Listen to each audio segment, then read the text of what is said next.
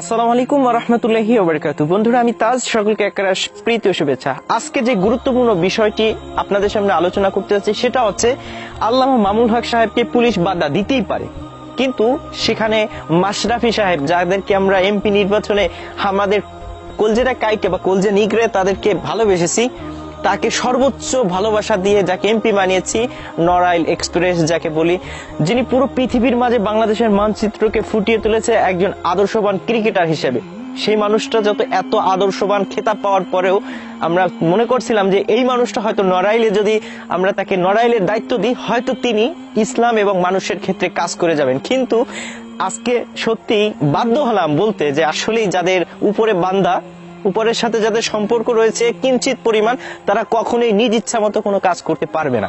এটাই বাস্তব রূপ আমরা দেখতে পেলাম। আল্লামা মামুনুল হক সাহেবের একটা প্রোগ্রাম ছিল, যেটা নড়াইলের কোনো এক জায়গায় ছিল, যেখানে পুলিশ বাধা দিয়েছে। আমি জানি না পুলিশ কেন এই সমস্ত মাহফিলগুলো বাধা দিয়ে মামুনুল হক সাহেবকে দমাতে চায়। এখানে পুলিশের ব্যক্তিগত কোনো শত্রুতা নেই, যে শত্রুতা রয়েছে সেটা হচ্ছে সরকারের সাথে, আল্লামা মামুনুল হক সাহেবের সাথে। কারণ আল্লামা মামুনুল হক সাহেবকে কিন্তু বিভিন্ন সময় বিভিন্ন অপবাদ দিয়ে সরকার গ্রেফতার করেছে। তবে যেহেতু তিনি অনেক রক্ত গরম ওয়ালা বক্তব্য দিয়ে থাকেন, তবে সেটা ইসলামকে বাঁচানোর ক্ষেত্রে দিয়ে থাকেন। তিনি বাংলাদেশের সাথে তার কোনো শত্রুতা নেই, বাংলাদেশের সরকারের সাথেও কোনো শত্রুতা নেই। যদি কোনো সরকার বা যদি কোনো ভিআইপি পারসন ইসলামের বিরুদ্ধে যায়, তখনই তার বিরুদ্ধে আল্লামা মামুনুল হক সাহেব কথা বলে থাকেন। তাহলে সেক্ষেত্রে আল্লামা মামুনুল হক সাহেবকে দমিয়ে রাখার কেন চেষ্টা?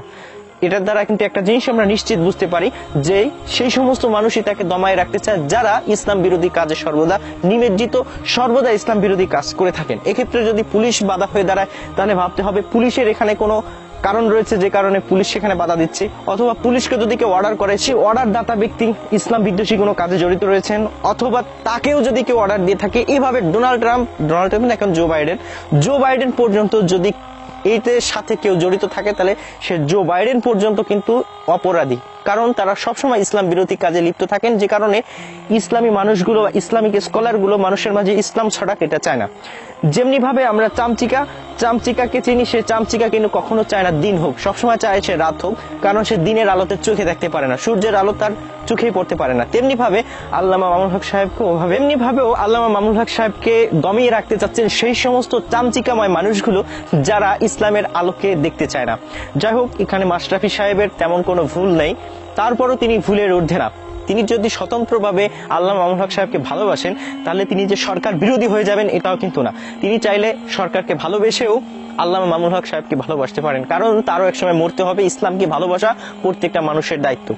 যদিও শুধুমাত্র ইসলাম আল্লামা মামুনুল হক সাহেবের উপরই বেষ্টিত নয়, বা আল্লামা মামুনুল হক সাহেবকে নিয়েই গঠিত নয়, অন্যান্য বিষয়গুলো প্রাধান্য দিতে হবে। তবে এই মুহূর্তে যেখানে যেটা দরকার সেখানে সেটা করার নামই হচ্ছে ইসলাম, এবং সেটাই হচ্ছে আমাদের বর্তমান সময়ের চাওয়া এবং আমাদের নেতাদের দায়িত্ব। সুতরাং সেই হিসেবে মাশরাফি ভাইয়ের অবশ্যই এই বিষয়ে সাপোর্ট করা উচিত ছিল।